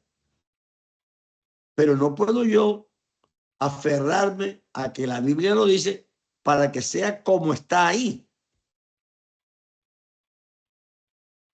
Cuando en realidad está aquí en una época en que yo he aceptado y entiendo que eso cambió. Tú no eres ni Jeremías, ni Isaías. Yo le digo a los hermanos, es que David no era pentecostal. Es que los pentecostales no existían. Entonces no sé por qué cuando quieren hacerse pentecostales, dicen, no es que como David, sí, es que David no era pentecostal. Entonces, tú podrás discutir lo que quieras, y a mí me da igual. Pero David no era pentecostal. Así que el modelo de David no es el pentecostal. Es un modelo bueno porque era para Dios, pero era de los judíos, no era pentecostal. Cristo no había nacido, Pentecostés no había pasado, nada de eso. Y si tú lees el Nuevo Testamento, no habla de David así. Entonces, uno quiere insistir en un sistema en el que la Biblia dice que ya no es, porque eso fue sombra de lo que había de venir. Así que aunque nos cueste trabajo, es necesario, urgente, que aceptemos que el pacto antiguo fue reemplazado por el nuevo, pero en verdad las premisas básicas son, en el antiguo son el hacer y en el nuevo el creer. El apóstol Pablo las plantea como la sombra de las cosas, la sombra de las cosas. Así que el Antiguo Testamento fue sombra de lo que había de pasar. Yo les voy a contar una anécdota. Yo tendría como 3 añitos por ahí. Vivía en una cosa de esas casas antiguas, era de paja. Y el patio grande, como una finca casi, eso era como 50 metros. Tenía árboles y todo. Y una noche yo me desperté para ir al baño. Yo tenía como 3 añitos. Pero ese baño eran una letrina, eso queda allá en el fondo del patio. Y yo tenía 3 añitos. No, yo que me iba a ir por allá tan lejos. Entonces yo me fui a la izquierda de la casa, que había un portón grande. Y contra el portón me puse a hacer mis necesidades. Entonces estaba yo en lo mejor de lo mío, cuando una sombra aparece así abajito de la puerta y empieza a subir, a subir. Uy, una sombra. Y yo parado ahí, y la sombra subiendo, subiendo, subiendo, subiendo. La noche estaba muy clara porque la luna estaba llena, bonita, yo todavía lo recuerdo. Y me quedé mirando la sombra y de pronto la sombra me habló y me dijo, Alvarito. Pero yo sentí que Alvarito salió de aquí atrás. Entonces me volteé y era mi tío. Así que mi tío vio que yo salí. Él se me dio cuenta que yo salí. Y claro, esa letrina era peligrosa. Él se vino detrás. Pero hermano, ¿cuál es el punto? El punto es que si yo me quedo mirando a la sombra solamente, nunca hubiera sabido quién estaba ahí. Porque la sombra, aunque me decía que había alguien, no lo determina, no lo define. Era una sombra. Pero cuando yo me volteé y lo miré cara a cara, a la luz de la luna, yo me di cuenta que era mi tío. Eso es lo que Dios quiere. La ley no habla de las cosas mismas, sino de las sombras de las cosas. Yo no puedo reconocer en el Antiguo Testamento definidamente las figuras, porque no las da muy definidas. Aunque yo diga que sí, discuta lo que quiera y diga que no, que es la palabra de Dios, la Biblia dice que no, que es sombra. Sí sabemos que algo está ahí. Sí sabemos que hay una verdad ahí, pero no está tan definida. Entonces nosotros tenemos ahora mirando a cara descubierta como por un espejo la gloria del Señor. Somos transformados de gloria en gloria. Yo aquí tengo otra cosa. Ahora, ¿en qué me cambia eso? Eso no quiere decir que yo vaya a desechar el Antiguo Testamento. Quiere decir que yo para el Antiguo Testamento ya no me voy a las sombras, sino me cojo la antorcha del Nuevo y me voy con ella a leer el Antiguo. Y la antorcha que yo llevo del Nuevo me va a descubrir lo que las sombras ocultaban. Pero no al revés, porque pareciera que si tú estudias lo del principio, tú vas a descubrir lo del final, y es al revés. O lo del final, tú descubres lo del principio, porque al principio eran parábolas, eran metáforas, eran sombras, eran cosas que, ritos, que eran simbólicos, pero que allá no los explican. Todo eso que tú sabes del Cordero, y qué significa el Cordero, y qué significa el sacerdote, eso no está explicado en el Antiguo Testamento. En el Antiguo Testamento en ninguna parte te dice que el Cordero es Cristo. Eso lo explica el Nuevo Testamento. Así que hemos entendido un poco el Antiguo, es porque el Nuevo tiene la luz y hemos llevado la luz del Nuevo allá. La revelación que yo tengo es porque Juan dijo, he aquí el Cordero. El Cordero es este. Ya, eso me da otra luz. He aquí el Cordero de Dios que quita el pecado del mundo. Amigo, entonces ya entiendo. Ese Cordero que era símbolo, ¿verdad? Sombra de lo que había de venir. Pero yo lo entiendo es porque en el Nuevo Testamento sí me lo dice. En el Antiguo no. Entonces, nos hemos aferrado, porque claro, se ve muy elaborado el ritual del Antiguo Testamento con sus sacerdotes y sus vestiduras y sus templos y su tabernáculo y todos esos ritos que hay, que son muy bonitos, pero que no nos dirían nada si no hubiéramos leído el Nuevo. Porque todo eso que nosotros entendemos de la apariencia del tabernáculo, que es que por fuera no era aparente, sino por dentro, eso no te lo explica en el Antiguo Testamento. No, esto significa que el Cordero de Cristo, no, eso lo hemos aprendido estudiando de nuevo y lo hemos llevado allá para entenderlo. Entonces creo que es importante que entendamos eso. Nosotros le estamos, si David viniera y resucitara hoy día, envidiaría lo que tenemos nosotros. Y nosotros hemos estado envidiando lo que él tiene. Y eso es rarísimo, porque no es así. Es importante que nosotros estudiemos la palabra entendiendo que el Antiguo Testamento es la luz, es la revelación, y el Antiguo es la sombra. Si entendemos eso, ya. El Antiguo nunca nos va a corregir el Nuevo, porque no está hecho para eso. El Nuevo nos va a iluminar el Antiguo, porque la luz está acá. La luz verdadera que alumbra a todo hombre venía a este mundo. Así que es necesario que todavía cuando leen a Moisés les queda el velo. Pero cuando se convierten en Cristo, el velo se quitará. Porque Cristo es el Señor. Y donde está el Espíritu del Señor, No hay libertad para cantar, hay libertad para entender. Ese versículo yo no sé por qué lo han puesto, porque aquí hay libertad, en la casa de Dios hay libertad. Eso no se habla del culto. Y nos hemos dejado porque otros dicen y nosotros repetimos. Es necesario entender. Eso no nos va a cambiar a nosotros nuestra forma de cantar, pero vamos a entender lo que estamos haciendo. ¿Por qué lo hago? Yo le canto a Dios un canto porque le quiero cantar una alabanza al Señor y ya. No es porque ahí ahora sí hay libertad de cantar, ¿no? Es que nosotros enseguida que nos convertimos tenemos libertad. Pero que ahí habla es libertad del Antiguo Testamento, libertad de la ley. Cuando venga el Señor es el Espíritu. Está el Espíritu del Señor, allí hay libertad. Está hablando ahí de la ley. Porque cuando leían a Moisés, les queda el velo. Y el velo por Cristo es quitado. Porque Cristo es el Señor. Y está el Espíritu del Señor, allí hay libertad.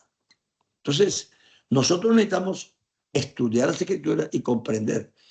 No vamos a desechar el Antiguo porque lo vamos a desechar si es la palabra de Dios. Pero lo vamos a poner en perspectiva. Y no me va a decir el Antiguo lo que debería decir el Nuevo. No, al revés. El Nuevo me va a decir cómo se entiende lo que hay. El libro de Hebreos me va a explicar un poco del sacrificio que hay por allá. ¿Verdad? Entonces yo ya voy a tener el sacrificio. Pero si tú te coges la Biblia, cortas la mitad y quitas el Nuevo, quédate el Antiguo, a ver en qué parte te explica que el tabernáculo es Cristo.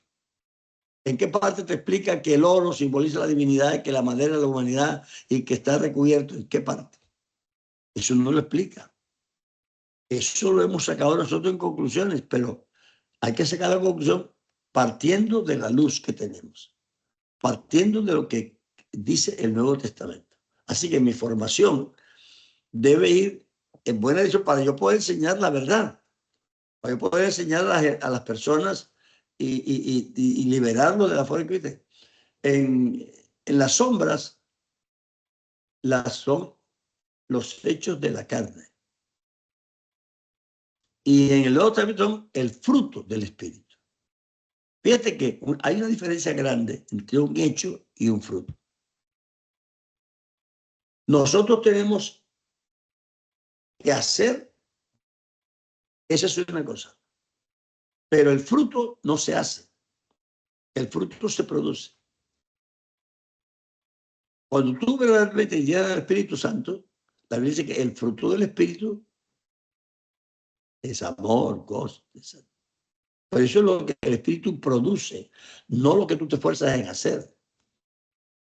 Así que lo que hay que preguntar es si yo realmente me sujeto al Espíritu. Si yo realmente estoy lleno del Espíritu Santo y permito que ese Espíritu trabaje en mí. Ese es mi problema, mi rebeldía.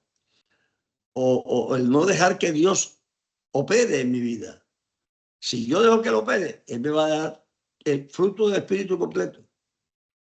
Así que en este contexto, el meollo del asunto es cómo se produce la acción. No vamos a tener acciones malas, pero cómo se produce la acción. ¿Por qué se produce? Cuando es que me dijo un adventista, pastor, pero usted cumple la ley. Yo le dije, no. Yo, sí, usted roba, no. Usted mata, no. Usted adultera, no. ¿Se da cuenta? Digo, no. Usted, digo, no, es que yo no hago eso por el que no, el que cumplía la ley, la cumplía porque la ley trae castigo. Si yo adultero, me apedrean y me matan. Si yo robo, me condenan. Si yo miento, me condenan y me castigan. Pero pastor, yo le dije, pastor, es que yo no tengo ganas ni de robar, ni de matar, ni de adulterar. Eso no, ni se me ocurre a mí. A mí me cambiaron el corazón. Tú dices, es que el corazón es engañoso y perverso. Eso lo dice en el Antiguo Testamento, no en el Nuevo. ¿Y qué quiere decir eso? Quiere decir que la Biblia dice que lo primero que hace el nuevo pacto es cambiarte el corazón de piedra por un corazón de carne. Así que un cristiano no tiene un corazón engañoso. Ese es el corazón natural. Pero la Biblia dice, lo primero es, les daré un corazón nuevo. Eso es lo primero que Dios hace. Así que, ¿cómo va a ser que yo, pastor, tengo un corazón engañoso y perverso? Óigame, ¿qué tal eso? Un pastor con un corazón engañoso y perverso. Eso no tiene sentido. Entonces, ¿en qué consiste mi conversión y mi vida?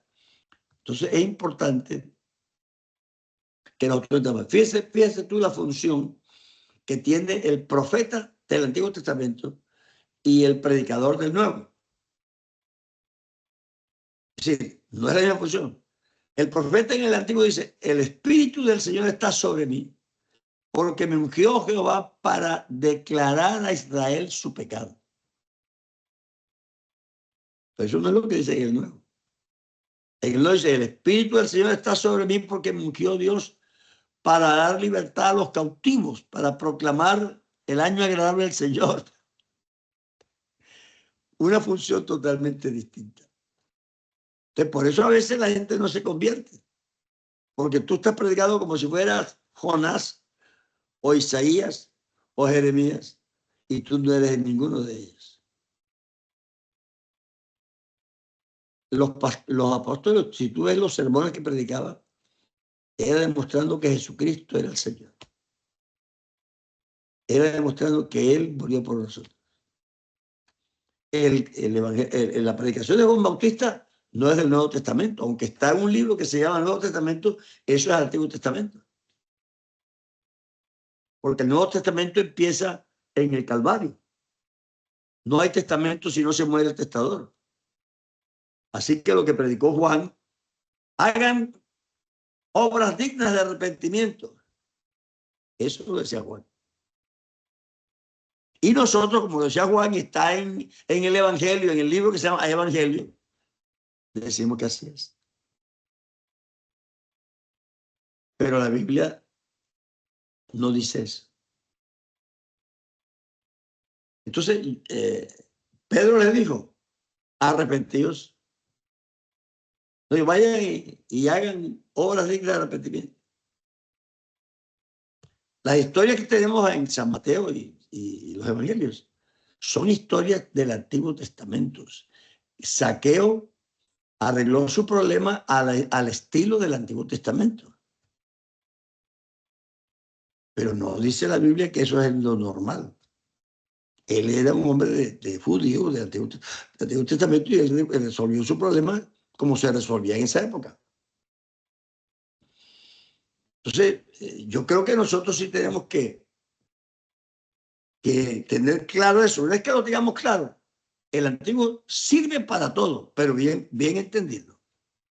Pues si no lo entendemos bien, entonces vamos mal. Así que no se trata de yo descartar ese libro, no. Se trata de entenderlo con la luz que tengo.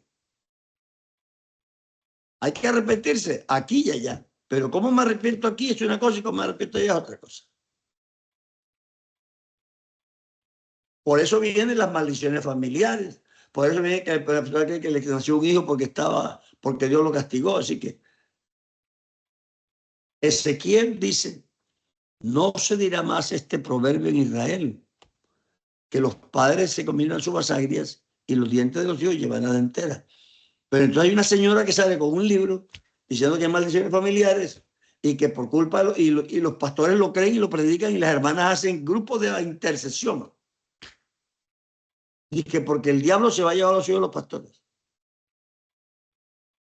Entonces, es decir, o entendemos bien lo que estamos haciendo o nosotros estamos confundiendo a las personas. Había una norma veterotestamentaria, pero Cristo vino con un mensaje nuevo que no podemos nosotros aferrarnos a que eso no quiere decir no hay injusticia, no hay pecado que se pase por alto, pero se trata de manera distinta. No es apedreando, no es dando palos. Los cristianos que les gusta el palo a los hijos. Porque el Antiguo Testamento dice así. Entonces creo que es importante que hagamos esa diferencia. Yo he predicado toda mi vida. Nunca he tenido que descartar el Antiguo Testamento. Si ustedes me oyen por ahí predicando, se dan cuenta que uso cualquier libro. Porque tiene verdades muy lindas. Pero hay que entenderlas en el contexto que se dice. Una vez que yo lo corrijo aquí en el Nuevo, ya sé cómo puedo usarlo, porque ya sé a qué se refiere. Y cuando yo lo expongo, entonces a la persona le queda claro lo que estoy diciendo. Si no, lo confundo, porque él va a tratar de vivirlo como se vivía allá y no es así. Así que, hermanos, vamos a estudiar la palabra de Dios y vamos a proclamar el año agradable de la buena nueva. Fíjese usted que lo que Jesucristo, cuando Jesucristo resucitó, le dio toda potestad me da del cielo y en la tierra. Esa es la premisa base. Toda potestad me da del cielo. Y a raíz de eso, Dios, vayan por todo el mundo y proclamen. No vayan a condenar, no vayan a denunciar, vayan a proclamar. ¿Qué proclamo? El pecado no, mi victoria, el evangelio. Necesitamos proclamar el evangelio. Decirle a la gente lo que pasó en el Calvario y qué hizo Cristo para resolver el problema.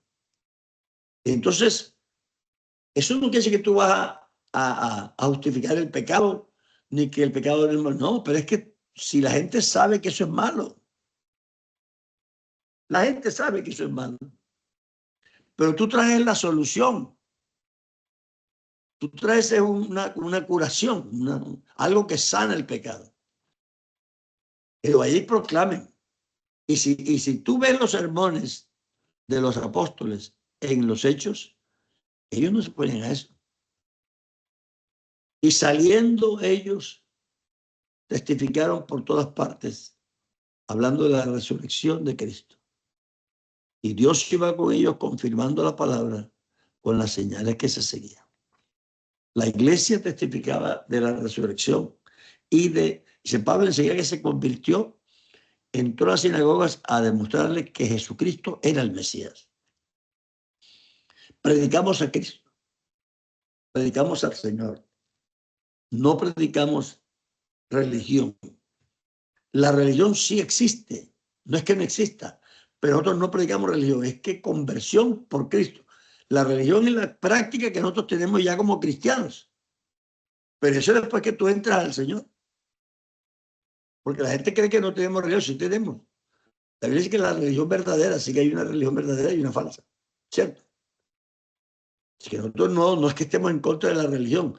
Lo que pasa es que esto no es una religión. La religión es parte de un paquete de salvación que tiene Cristo. Eso hacemos con la liturgia, predicamos, cantamos, damos nuestros diezmos, damos ofrendas, construimos. Nosotros sí tenemos una estructura religiosa, pero sabemos que eso no es lo que salva. Tenemos a Cristo. Así que es importante que entendamos eso. Buscar la verdad de Dios es lo que nos va a enseñar a liberarnos de lo que quedó en el pasado y Cristo ahora nos dio una cosa. ¿Cuál es la idea entonces? Que si yo no me enfrento a la realidad, yo nunca hubiera sabido que era mi tío el que estaba ahí. Me hubiera quedado mirando oscuramente. Pero yo tengo una luz que me ha sido revelada. La Biblia dice que hay muchos que andan a la luz de sus propias antorchas. Pero nosotros no andamos con esa luz, nosotros andamos con la luz de Cristo. Y créanme, una vez que uno entiende bien, el Antiguo Testamento no se le cierra, al contrario, se le abre. Porque uno empieza a entender bien todo lo que pasó. Si no, hay cosas que la gente no va a entender. Y ese es Dios. Hermanos, que Dios hace eso, miren. Pero tenemos la culpa nosotros porque estamos presentando un evangelio híbrido que no se libera del pasado. Y tenemos que presentar un evangelio que se libere del pasado. Así que yo les suplico que le pongan un poquito de atención a la gramática. Es que cuando yo estudiaba, yo me acuerdo que a la mayoría de los alumnos no les gustaba la gramática. Eso la detestaba. Estudiaban como para pasar y después de eso se olvidaban de eso. Pero hermano querido, usted escogió ser pastor. A usted nadie lo ha obligado a ser pastor. Entonces tiene que aprender lo mínimo. No es que se tenga que volver un gramático tampoco, pero sí lo mínimo para yo leer y entender. Porque yo supuestamente lo voy a explicar.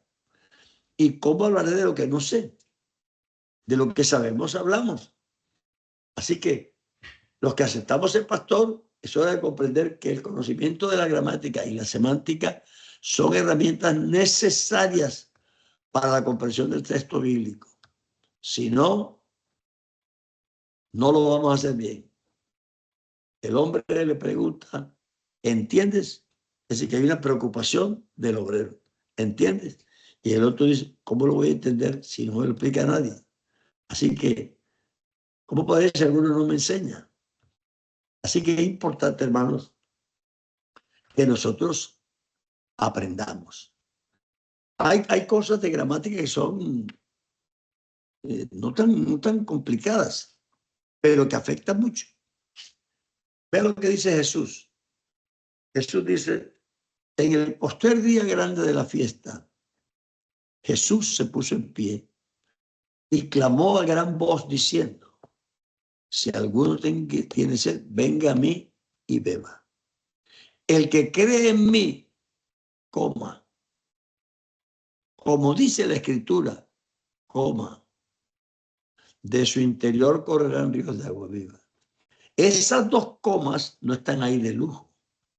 Esa frase, como dice la Escritura, no exige que tú, para poderte bautizar por recibir el Espíritu Santo, tengas que conocer toda la doctrina de Jesucristo, sino que la Escritura ha dicho que el que cree, de su interior correrán ríos de agua viva. Esa frase que te como son explicativas, se puede quitar. Se puede quitar sin afectar. En el postrer día grande de la fiesta, Jesús se puso en pie y dijo, el que cree en mí, de su interior correrán ríos de agua viva. Esto dice la Escritura. Fíjese usted la gran discusión que hay sobre la santidad. Seguid la paz con todos, coma, y la santidad, coma, sin la cual nadie verá al Señor.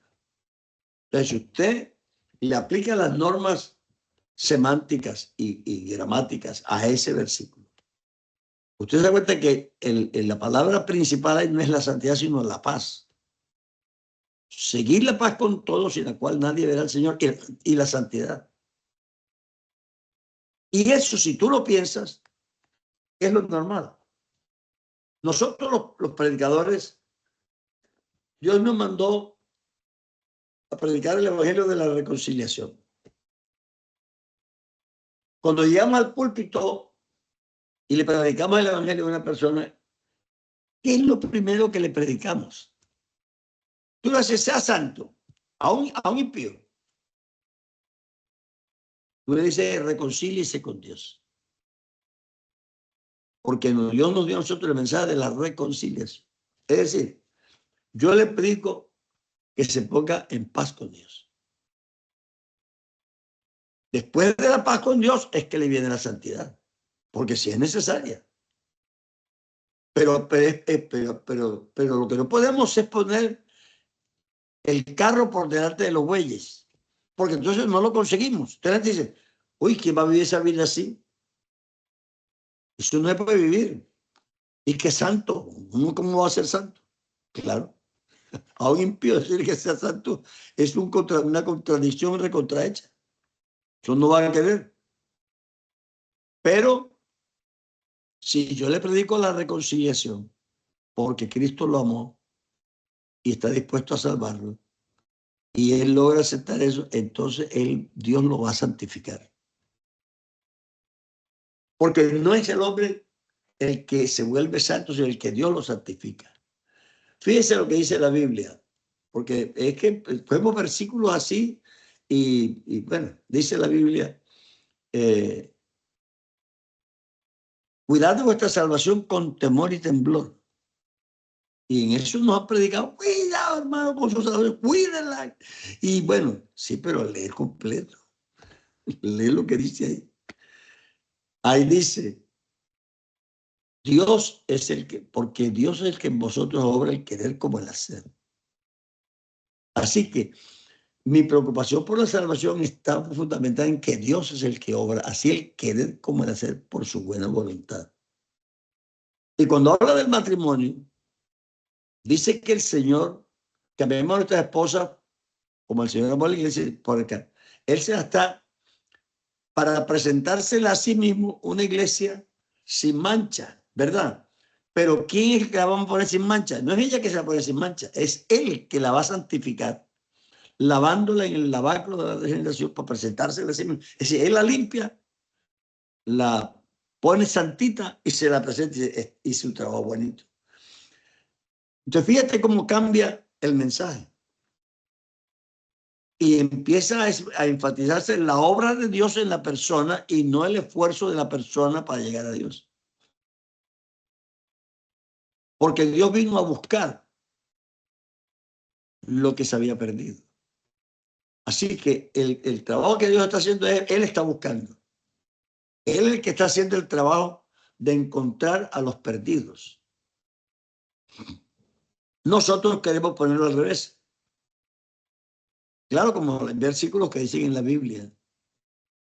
Buscadme mientras puedo ser hallado. Pero está hablando a su pueblo, no a los incrédulos. Así que es importante que yo salga a buscar la oveja que se perdió. O sea, yo salgo a buscar los perdidos para salvarlos. Ojalá que ellos buscaran a Dios mientras puedan, sí. Pero es que mucha gente está enferma y no quiere ir al hospital. Y dice el Señor que a veces hay que hasta forzarlo para entrar al reino. Así que hay que buscarlo y decir, mire, te estás muriendo, ven para acá. Yo creo que esta comprensión nos cambia a nosotros, hermanos, todo. Y le digo la verdad, en mi vida ministerial, porque eso no lo aprende uno en un día tampoco. Uno va descubriendo y empieza eso a ser productivo. Lo digo en el temor de Dios. Nunca tuve la iglesia vacía. Porque bueno, no es el hombre que da el crecimiento, es el mensaje de Dios. Es Dios quien da el crecimiento. Entonces creo que es importante que nosotros, en vez de hacer tantos programas para entretener a la gente, que no digo que sean pecados ni nada, pero es que hemos dedicado la vida a hacer programas. Pero en cambio no le estamos predicando el evangelio como tiene que ser. Y resulta que nosotros necesitamos predicarles a ellos el evangelio que necesitan oír. Y tenga cuidado porque es que la gramática sí tiene una importancia muy grande. Los testigos de Jehová le han cambiado las comas a algunos versículos. Ese versículo en la cruz, Cristo está muriendo. Hoy, a ti te digo hoy, estarás conmigo en el paraíso. Eso es una cosa. Y a ti te digo, hoy estarás conmigo en el paraíso, es otra cosa. Así que, fíjese usted como una coma o una puntuación le puede cambiar a usted el mensaje total, porque según ellos, yo se lo digo hoy y él estará conmigo algún día en el paraíso. Según la Biblia nuestra, hoy estará conmigo en el paraíso. Y eso lo hace solamente una puntuación. Entonces, si usted no le presta atención a las puntuaciones, usted dice, no, qué coma ni qué coma. Bueno, está bien, siga así, pero le advierto que va mal. No está mal que se aprenda los versículos de memoria, o no está mal que los cuelgue, porque pues en vez de poner otra cosa, poner un versículo. Pero yo te digo esto, que la Biblia dice que ese método no funcionó. El Señor dice en Deuteronomio, en el Antiguo Testamento, que ellos tomaran esa escritura y se la colgaran en el cuello, que la pusieran en las puertas, en las ventanas. Es decir, pero cuando llega a anunciar el nuevo pacto, él dice, esta vez no escribiré mis leyes en tablas de piedra. Porque esto lo leen y a veces ni lo leen. Una vez que tú pones un versículo en la pared, de pronto el primer día lo lees, después ni te acuerdas que está ahí. Y el Señor no quiere así. El Señor quiere que esté escrito en tu corazón. Porque en el capítulo 12 de Romanos, eso es lo que dice. No os conforméis a este siglo, antes transformados por la renovación de vuestro entendimiento. Es decir, yo cojo la palabra de Dios y cojo mi manera de pensar, saco mi manera de pensar y meto la palabra. Entonces es como si yo pensara con la palabra. Cambia tu manera de pensar y cambiará tu manera de vivir. Por eso es importante que estudiemos y enseñemos. No sermones lindos, porque pues es un sermón bonito de costumbre, de conducta, pero que Dios quiere que tú siembres la escritura, la palabra, pero explicada. Porque si no la explicas, regálale una Biblia y ya. Si la persona solamente con tener las escrituras o escucharlas textualmente tuviera suficiente, esto no estaría como está. El pastor necesita aprender a explicar las escrituras. Y si tú aprendieras de la Biblia, te darías cuenta. Porque la Biblia dice, como se dice en tal lugar. Como dijo el profeta.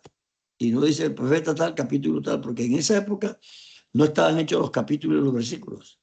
No existía. Sencillamente lo dijo el profeta Isaías, ya. Entonces, necesitamos es aprender las escrituras. Gracias a Dios, pues que pusieron unos números y tal, y eso ayuda a uno a ubicar dónde está el verso. Pero eso ha hecho, el daño que ha hecho eso es que uno le dio vida e identidad a un versículo. Y el versículo no tiene identidad. Fíjate que nos gusta mucho el cual, siendo en forma de Dios, no tuvo como cosa que aferrarse el ser igual al Padre. Así no empieza. Haya pues en vosotros este sentir. Esa premisa primera es la que le da sentido a lo que nos van a decir. Porque no pretende hablar de la unicidad, sino de nuestra humildad. Haya pues en vosotros este sentir que hubo también en Cristo, el cual siendo en forma de Dios no tuvo como cosa que aferrarse. Sí, no te las des de mucho, porque mira que Cristo, que sí se las podía dar de mucho, no lo hizo. Entonces uno, entendiendo bien la Escritura, se da cuenta que el mensaje es para nosotros en cuanto a ser humildes y no lo otro. Así que, hermanos queridos, Dios me los bendiga y los prospere y los ayude en este ministerio. Dedíquese a la palabra, estúdiela, busque a Dios que le ayude a entender para que usted se lo pueda explicar a otros. Dios lo bendiga. Amén. Amén. Muchas gracias, hermano Álvaro. Amén. No sé si el hermano Amén. Adrián Burgos está por ahí disponible, hermano Adrián. Por ahí lo vi, para terminar en oración. Hermano Adrián Burgos. Bueno, parece que no está Aquí disponible. estoy, hermano. Ok, bueno, hermano Adrián. A ver si usted, por favor, nos dirige en la oración. Amén, amén. Oremos, hermanos. Amado Dios, honramos y glorificamos tu nombre. Te damos muchas gracias por la palabra expuesta en este día, por el consejo a través de nuestro hermano Álvaro. Gracias, oh Dios, por su vida, su ministerio, su ejemplo. Y por igual, Señor, te ruego por cada uno de nuestros hermanos. Dios eterno, obreros, esposos,